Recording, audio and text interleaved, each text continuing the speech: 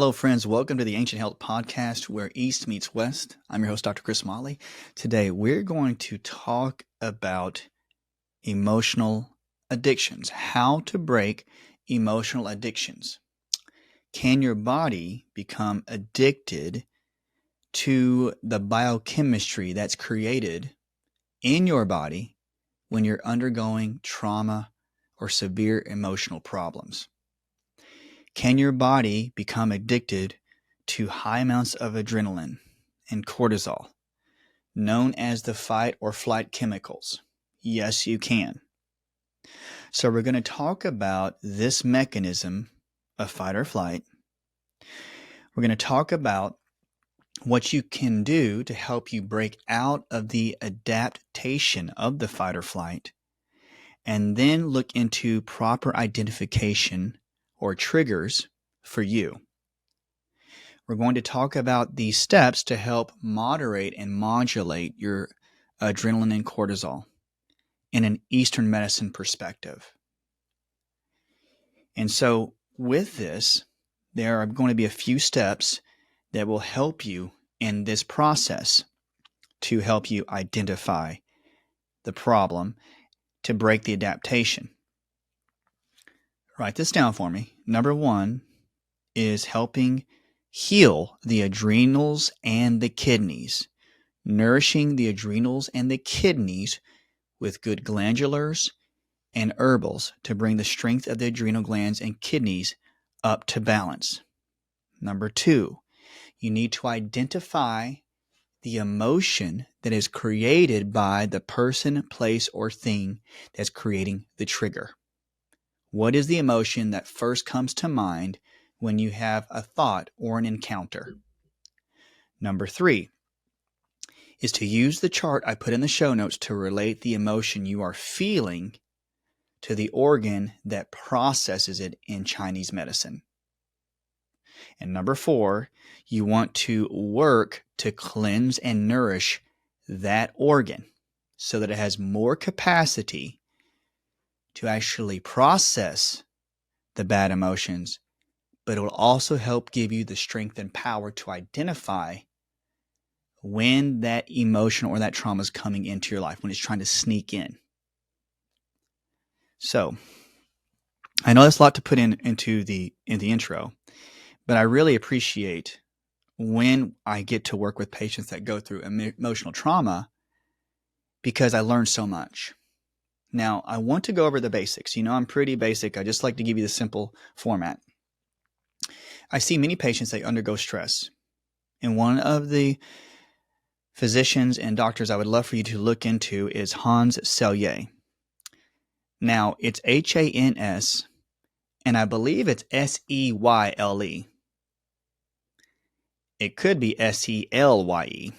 I got to remember. I have his books, so I should remember. But he basically won a Nobel Prize because he identified the adaptation triad. And this is what it says.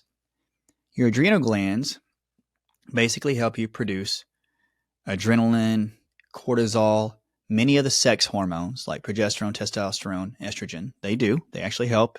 They don't create as much as the testes or the ovaries do, but they do help promote that. And basically, the adrenal glands give you basically steroids so that you actually can get the energy, right, to fight a problem, run from it, freeze, or fawn. That's what your adrenal glands do. So certain layers and certain parts of the adrenal glands create these biochemicals.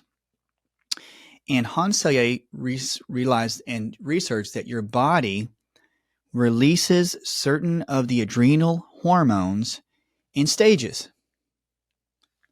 So if you, for example, encounter somebody that triggers you, let's say it's a coworker, and you avoid walking past their office because they annoy you so bad or something happened and there is bad blood between you two.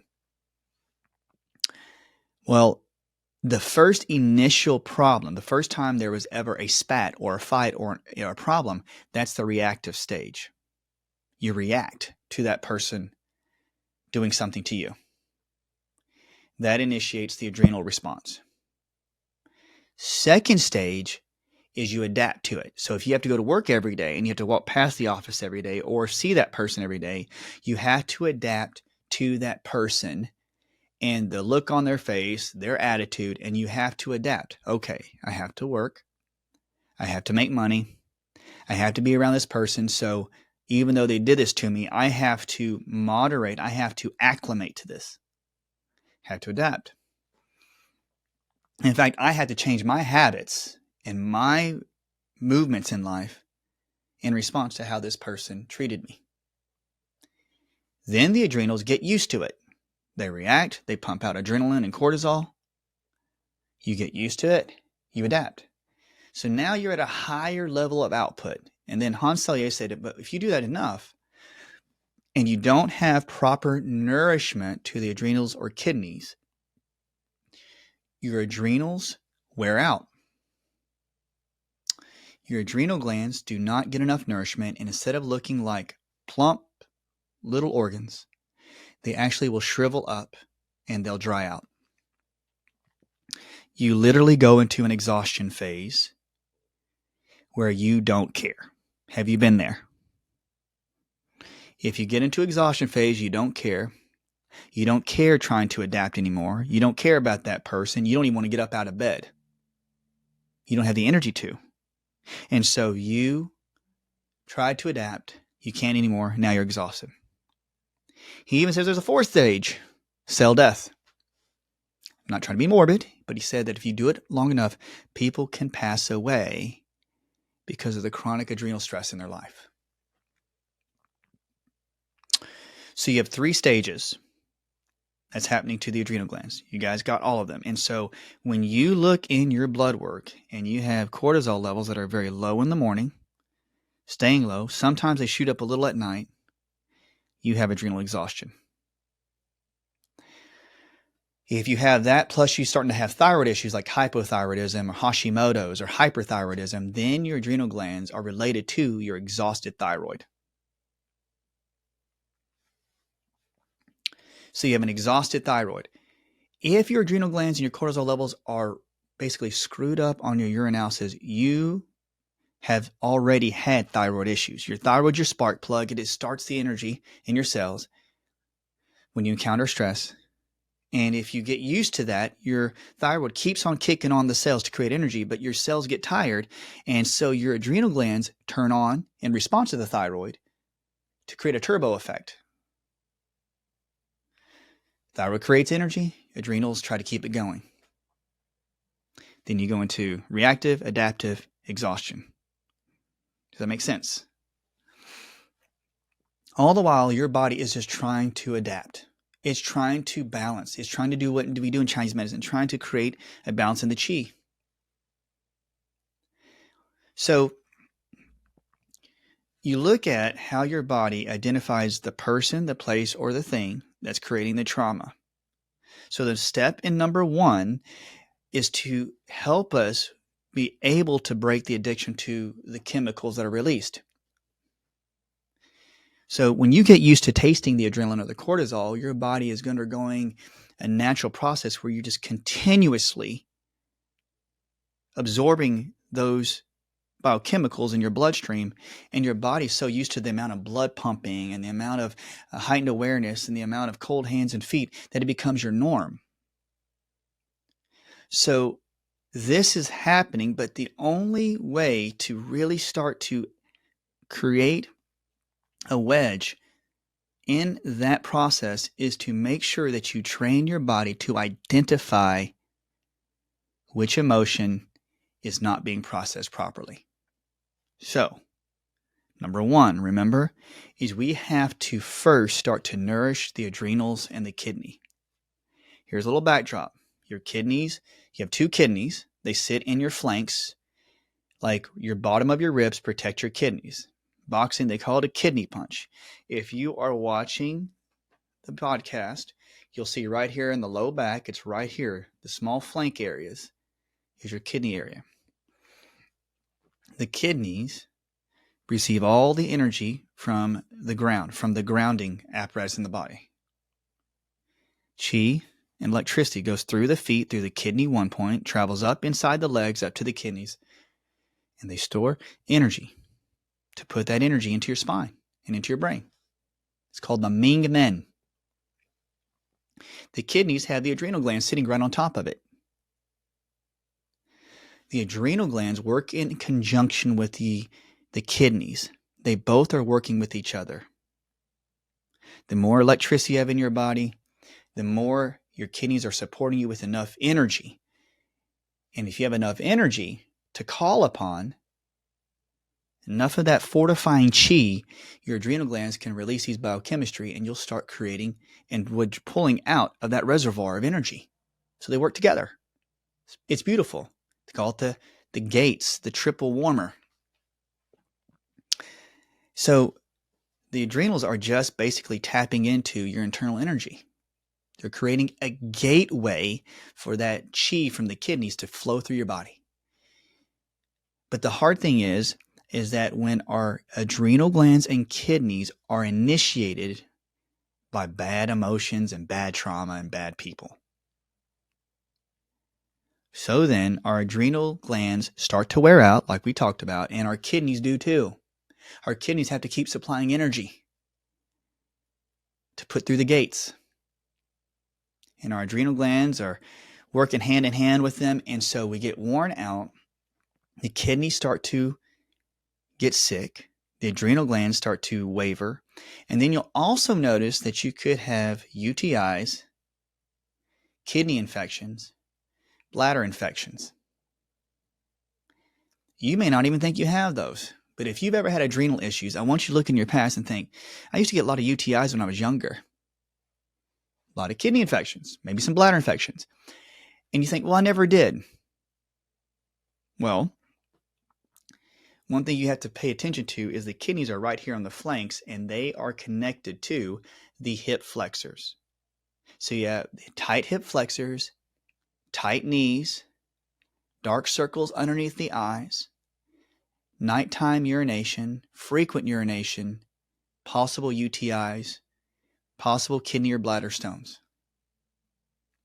Those are all from worn out adrenals and kidneys. So we want to nourish them. So I always say nourish the kidneys with a supplement from Supreme Nutrition Products. We could put it here in the show notes. It's called Uva Ursi. You can write these down, Uva Ursi Supreme, or you could use Cranberry with d-mannose. I also like to add in Bodyguard Supreme, which is a stonebreaker. It's known as stonebreaker. So Uva Ursi Supreme, basically Cranberry and d-mannose, and Bodyguard Supreme, known as stonebreaker. Those are my 3 top picks to help clean and nourish the kidneys. Now, an additional thing I throw in there sometimes is mushrooms, known as reishi mushroom. Mushrooms will help nourish the kidneys. So reishi mushrooms or reishi mushroom. If you put those together, you'll start nourishing the kidneys and allowing the chi to get in the kidneys to give you energy, a reservoir. Then, if you don't mind using any type of animal products, I also incorporate good glandulars or good organ meats. If you're on carnivore or like to eat organ meats, you know what I'm talking about. They give you plenty of strength. They give you iron, B vitamins, minerals, vitamins, all in a capsule. So you could use, there's Heart and Soil. You can use ancestral supplements. There's many out there that do good organ meats. But I like to use a good, clean, grass-fed source. And I like to look into using adrenal and thyroid glandulars. And I also like to use kidney. Those 3. So if you write those down, those herbs I just mentioned, and then any type of grass-fed, either lamb or beef, kidney, adrenal, and thyroid. Follow the direction of your primary care doctor or look into the website and research it for yourself. And remember, start low and slow. 2 to 3 month period, you'll start to see that you'll start to nourish these organs. They'll start to get the nourishment and the minerals and vitamins and the little protomorphogens, the proteins they need to actually build. Now, here's a fun fact. You start building the adrenal glands. You start building the kidneys. You start using some herbs. I guarantee you, your body will also benefit from a couple other sources of good fish oils, fish oils such as omegas 3, 6, and 9s, and phosphatidylcholine, so PC, so fish oils, phosphatidylcholine, and make sure you take a good multi-mineral. Those three plus your glandulars and some of the herbs, you're going to start seeing that your kidneys and adrenals will thank you for it. You're not going to be so reactive. When you have low adrenal glands, you're going to be very reactive. You're going to be tense and you'll be fearful. Here's why. The kidneys, they are related to the emotions of fear. Why? Because your adrenal glands go into fight or flight anytime you respond to the emotion. Your kidneys are getting asked to produce lots of energy to shove through the 3 gates, the triple warmer. The adrenals are pulling it up saying, hey, we need some energy. And so your body can go into a frenzy. It goes, oh my goodness, I've got to go past this person's office. I don't know if I have the energy to take care of it and to handle it. Have you been that way? I have. And you go, wow, you get fearful. You get afraid. You get anxiety. Fearful, anxiousness, anxiety. So you have this fear, turns into anxiety, all from the fight or flight. But if you nourish your body and give it the strength it needs to actually have good reservoirs of energy, and you strengthen the adrenal glands, you'll actually reduce your anxiety. And this is what else happens. You'll actually have enough strength in your adrenal glands and in your kidneys that you'll raise the innate intelligence and awareness of your body that will signal to your brain going, hey, I'm walking past this person's office. They're coming and I'm encountering them, but is it worth the energy expenditure? That's where you want to be. You want to strengthen your adrenals and your kidneys to go, is this person, is this place, is this thing worth me spending my energy? That's the answer you have to answer. That's the question you have to answer.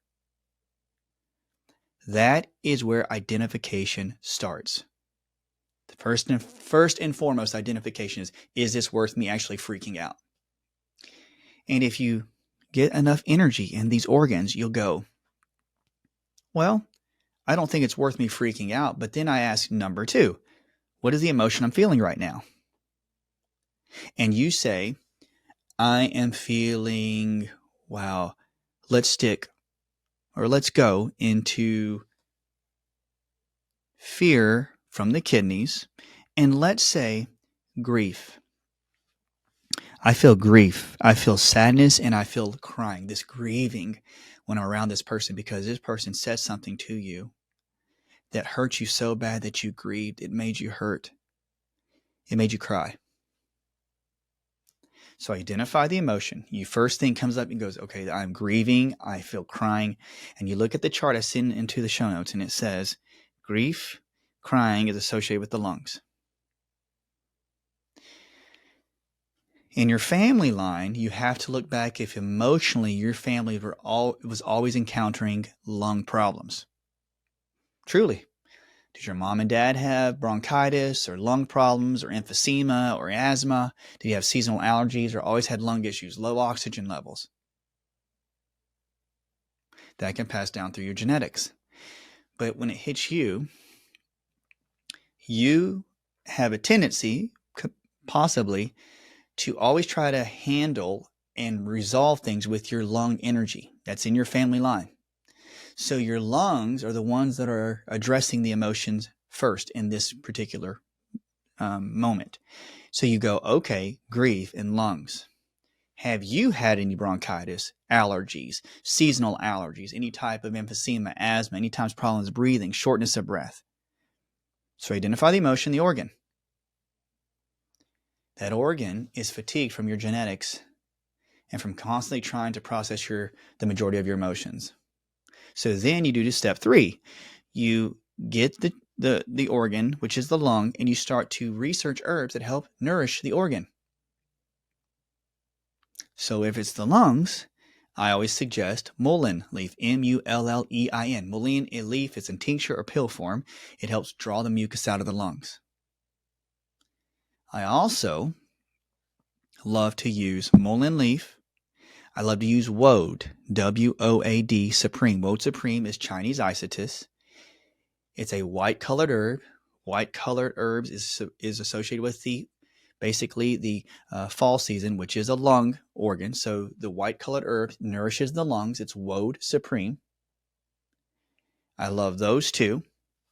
And I will throw in 3 of my most favorite overall antimicrobials. I love neem, which is Malea supreme. I love golden thread supreme, which is a great Chinese herb. And I love Scutellaria, known as skullcap. Skullcap's got kind of a silvery purple look, so it works perfect in the lungs. So those are my top 4 picks for the herbs. So you're nourishing the adrenals and kidneys, and then you start to use these herbs. You don't use all of them. You find the one that resonates with you. Which one are you drawn to first? Start low and slow and start taking these and start noticing if, man, my lungs feel better. I'm kind of hawking up a loogie. I'm spitting up stuff. Things are coming out. I'm having more bowel movements, healthy bowel movements. You start to use those herbs to flush out the lungs. Now, when you start to use the herbs and you start to identify the herbs to cleanse the lungs, what you're doing is opening up the capacity of the lungs to be able to process your grief efficiently. When your lungs get tired, they can get full of infections and they can keep you from processing your emotions efficiently. The more you clean your lungs, the better you can clean your infections out, and the more efficient you'll be able to process your emotions. You'll literally go, man, I grieved about that, and I cried it out, and I felt better, and that was it. Why is it that some people in our lives, have you ever met these people that can irritate me? Is that they can go, oh, I processed it. I processed it out, and it's done. And I'm like, you mean you processed that whole thing out, and you're finished? Yes. Why? Because their organs are so healthy, they can process it out and let go of it. Can some people you go, oh, they just grabbed it and let go of it, and then they shook it off, and now they're on their way. Like a gazelle that got attacked by a cheetah. I just don't understand it, but people have the capacity to do that. So when you can identify the grief and you can say, oh, I can let it go, you know you're getting healthier. So you can use these herbs, and you say, well, how long, doc? How long do I use them? I always say use something for 3 months and then reevaluate. See if it changed your response to this person and see if you actually feel better when you're around them. And if that person irritates another part of your life, oh, he makes me so angry. Anger is associated with liver. Start to investigate the herbs that help clean out the liver. You're going to notice that once you get the major organs nourished, you'll start letting go of emotions. And you'll have more capacity in your organs to let them go and flush them out.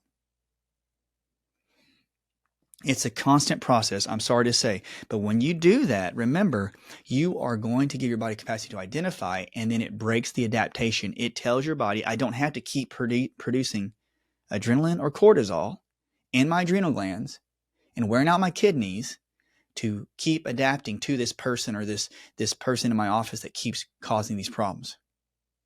I can let it go. Now, it may make you change your habits. You may say, this is not worth it to me. I have to leave this office. Okay. Because you realize that you don't want to put up with that stuff anymore. You have identified, like, I don't have to go through that. I have power over this. I don't have to do that anymore. Sometimes people look at it and go, that is just not even worth me paying attention to. They can act like that all they want, but it's not my deal. So you have this ability to cleanse the organ. And then I like to add one extra step. I love to use different types of flower essences with emotional work. Like right here, I have one that's called Wild Abundance. It tests for me. It's a flower remedy. You don't have to use this. It's by Lotus Way. They're a really great company. And I put drops in my coffee and in my water. And it basically uses the frequencies of the flower to actually stimulate your body to actually help you process certain emotions. I love flower remedies. I love homeopathics. I love using them with EFT tapping processes. Look at emotional freedom technique. If you can't process and identify your own emotions, find somebody that does NET, neuro-emotional technique. Go to NET Mind Body, NET Mind Body. Looking at those practitioners. See if there's one in your area. If not, call them up and see if there's anybody that can practice near you. Use these. Use EFT tapping, which you can do at home by yourself. Try to find an NET practitioner. Start to process them out. The patients that are the cleanest are the ones that go through the emotional cleansing. They really are. So you are cleaning up your adrenals, you're identifying the emotion, you're cleaning up the organ that's holding and storing the emotions, and you're using flower essences, homeopathics, and or emotional techniques to help clean out the system, to give you the capacity to keep identifying the problem, clean out your adaptations so you can just let them go. You will find that the less or the proper, how can I put this, guys? That the proper call or the proper use of your adrenal glands, your adrenaline, your cortisol, the proper use in the proper situation, in a proper fight or flight situation, and use them when you only need it will keep you from getting adapted to the taste of it, and you won't become addicted to it. You know why I don't want you to become addicted to it? Is because you will start to get used to being around those individuals or those places or those things that are the worst for you. You literally become addicted to the adrenaline and the taste and the feel, and you're so used to it that you'll stick around in a bad relationship, at a bad job, around bad people or places because you got used to the emotional addiction. You need to identify, break the adaptation, nourish your body, nourish your organs, process your emotions. I know this is a lot, and it's a short podcast, but this is one of the initial steps. I know there's some really great books. I think it's Gabor Mate. I don't think I said his name right. I love watching his videos, but there's a book about learning how to say no. I think that book is really great. Any book that talks about boundaries, that talks about how to say no to things and how to not allow boundaries to be crossed. And that in yourself would help heal your adrenaline and your cortisol levels by keeping that boundary where you're not allowing your body physiologically to go past it anymore. That's a really good thing too. So I'll put that in the show notes. Guys, I hope this was helpful. Try these simple steps. Let me know what you think.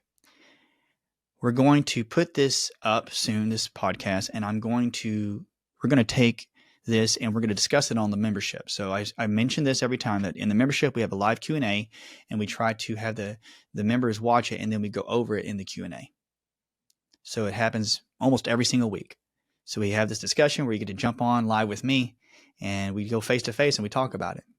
And I wanted to see you guys there. If you're ever interested in getting into the membership, look at the show notes. We'll have the link there. And we just want to make sure that we can give the best advice we can. So check out the membership. Guys, if you have any other questions, please let us know. Remember, like and subscribe. Send this to somebody who needs it. And check out the membership. We want to be able to see healing at its finest. All right? Love y'all. I hope you guys have a blessed day. Let's break that addiction. I'll see you.